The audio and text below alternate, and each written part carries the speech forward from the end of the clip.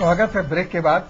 अब देखिए इस तरीके से सूर्य, चंद्र, मंगल, बुध, राहु, केतु आदि ग्रह हमारे रिश्तों के बारे में हमें बताते हैं। और एक चीज आपसे फिर शेयर करूंगा, मैं बार बार कहना चाहता हूं, और ज्योतिष और अध्यात्म क्या होता है, व्यक्ति को बहुत व्यवहारिक बना देते हैं और उसे परिस्थितियों के साथ सामंजस्य बिठाना सिखाते हैं।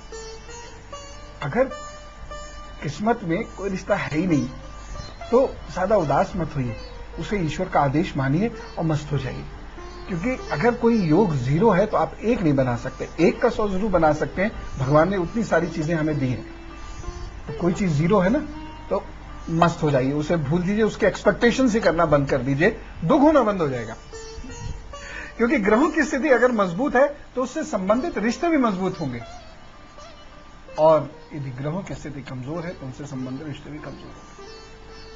एक मजे की बात बताता हूं, यह भी पता चल जाता है, जैसे कई बार ऐसे ही खेल में ऐसा भी कैलकुलेशन करते हैं कि अच्छा तुम्हारे शादी इस दिन होगी और इस दिन तुम्हारा शादी में जो रिश्तों का जमावड़ा होगा उसमें ये बुध वक्री हो रहा है, बृहस्पति खराब हो रहा है। वो उसका मतलब यह है, एक तो दादा दादी जरूर नाराज होंगे और बुआ और फूफा जरूर गड़बड़ करने वाले हैं, वो नाराज होंगे। तो भैया अपनी शादी में बुआ फूफा दादा दादी को मना के रखना, या अगर ये पता चल रहा मंगल खराब है तो बड़े भैया और भाभी को मना के रखना, नहीं तो दिक्कत हो जाएगी। ये तक पता चल सकता है क्योंकि जिन ग्रहों पर शुभ प्रभाव है उनसे संबंधित रिश्ते भी आपके साथ अच्छा व्यवहार करेंगे, परंतु जिन ग्रहों पर दुष्प्रभाव है उनसे संबंधित रिश्ते भी आपके साथ बुरा व्यवहार करेंगे। लेकिन ऐसा नहीं है कि बुराई या रिश्तों में खटास का कारण हमेशा सामने वाला व्यक्ति होता है। सामान्यतः हम यही समझते हैं ना, उसने गड़बड़ कर दी। नहीं, ज्योतिष हमको व्यवहारिकता देता है, यह हमको बताता है कि हम में भी कमी हो सकती है, हम भी बुरा व्यवहार कर सकते हैं, हम भी इंसान हैं, गलती हमसे होगी ही, जिससे सामने वाले व्यक्ति को भी ठेस लग सकती है और वो फिर बदले में हमसे बुरा व्यवहार करने शुरू कर सकता है और रिश्तों में खटास आनी प्रारंभ हो जाती है। कभी कभी ऐसा होता है, किसी अनजाने कारणों से या व्यस्तता के चलते या किसी भी कारण से चलते, तबीयत खराब के चलते आपने अपने रिश्ते को फोन नहीं किया और वो उधर से ये सोच के बैठे हुए हैं ये हमें भूल गया और रिश्तों में खटास आ गई। ऐसा अनेक बार होता है, जान के अनजान के हमारे साथ गड़बड़ी होती है, हम गड़बड़ी खुद कर देते हैं। और ज्योतिष आध्यात्मिकता सबसे पहले हमारी कमियां हमें जानने पर जोर देती है। उदाहरण के तौर पर, जब किसी के दूसरे भाव में जो कुंडली होती है, तो अगर किसी के कुंडली के दूसरे भाव में शनि, मंगल, राहु या सूर्य या इनमें से कोई भी एक ग्रह कुंडली के दूसरे भाव में, दोबारा समझ लीजिए, किसी भी व्यक्ति की कुंडली के दूसरे भाव में या शनि या मंगल या राहु या सूर्य विराजमान होंगे और इसमें एक से ज्यादा हो गए तो और बड़ी गड़बड़, तो ऐसा व्यक्ति बहुत ध्यान से यदि व्यवहार नहीं करेगा, बहुत ध्यान से यदि नहीं रहेगा, तो वो अपनी वाणी के कारण अपने रिश्तों को कमजोर करता है। हमारी नीयत साफ है, लेकिन हमने भाषा का वो प्रयोग किया जो सामने वाले को ठेस पहुंचाती है, चोट पहुंचाती है, या हम इतनी डोमिनेटिंग आवाज का प्रयोग करते हैं या अपनी डोमिनेटिंग पर्सनैलिटी थोपते हैं अपनी आवाज के माध्यम से कि दूसरे व्यक्ति आपसे बात करने में इंटरेस्टेड ही नहीं होता, क्योंकि उसका भी अपना अहम है, उसका भी अपना स्वाभिमान है, उसकी भी अपनी पर्सनैलिटी है, वो आपको साइड करने की कोशिश करेगा। हम समझते हैं कि वो घमंडी है, जबकि हो क्या रहा है कि हम ऐसा बोल रहे हैं, हम में इतना जोर है, हम इतना डोमिनेट करना चाहते हैं कि दूसरा हमें पसंद नहीं कर रहा। यदि चौथे भाव में सूर्य या राहु हो, कुंडली का जो चौथा भाव होता है उसमें सूर्य या राहु हो, तो ऐसे व्यक्ति का परिवार या दोस्तों पर ध्यान देने का मन ही नहीं होगा। लोग उससे बात कर लें तो खूब अच्छे से बात कर लेगा, लेकिन अपनी तरफ से वो किसी से बात नहीं करेगा। नेचुरली उसके रिश्ते बहुत पुख्ता नहीं होंगे। यदि किसी के छठे भाव में सूर्य या बृहस्पति होंगे, छठे भाव में सूर्य या बृहस्पति होंगे, तो उससे अनजाने में ऐसी भूल होगी या उससे अनजाने में ऐसे वाक्य मुंह से निकलेंगे जिससे उसके मित्र भी शत्रु हो जाएंगे। ये बहुत होता है। पता है, जब हम लोग बोलते हैं तो हम लोग वास्तव में नहीं सोचते हैं कि हम क्या बोल रहे हैं और इससे किसी को क्या ठेस लग सकती है।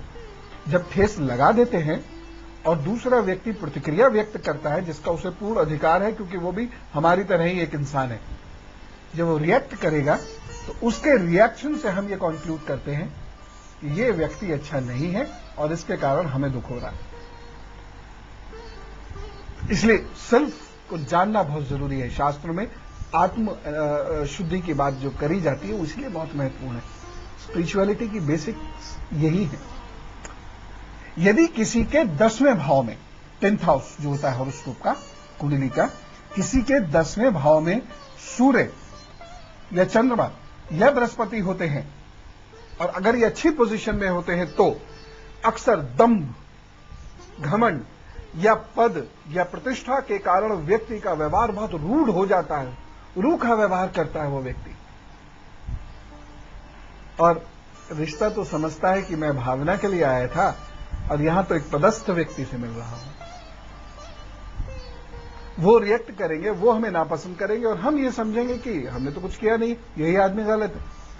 हम लोग अक्सर ये कंप्लेंट करते हैं कि हमारे रिश्तेदार हमसे ये नहीं करते, वो नहीं करते।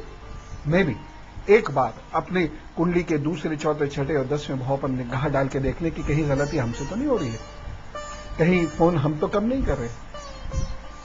तो ये वो योग हैं जिनके कारण व्यक्ति अपने व्यवहार के चलते अपने रिश्तों को कमजोर कर लेता है। और ऐसी स्थिति में जो सबसे महत्वपूर्ण उपाय है, जो वास्तव में काम करने वाले उपाय हैं, वो क्या है? सबसे पहला उपाय है अपने व्यवहार में परिवर्तन। और ये कुछ नग मालाएं पहनने से नहीं आएगा। इस परिवर्तन के लिए आपको हठ योग करना पड़ेगा। आप ये समझे कि चाचा जी मान जाएंगे अगर मैं माणिक पहन लूं, तो ऐसा नहीं होगा। या आपको अगर लगता है कि बुआ जी प्रसन्न हो जाएंगी अगर मैं चंदन धारण कर लूं, तो ऐसा नहीं होगा। व्यवहार में परिवर्तन करना पड़ेगा। दूसरे, छठे, 10वें भाव को आपको दबा के रखना पड़ेगा, अपने खराब ग्रहों को दबाना पड़ेगा। और इस परिवर्तन को कर पाने में जो आपकी मदद होगी वो होगी इष्ट की साधना और ध्यान से, और कोई चीज से नहीं।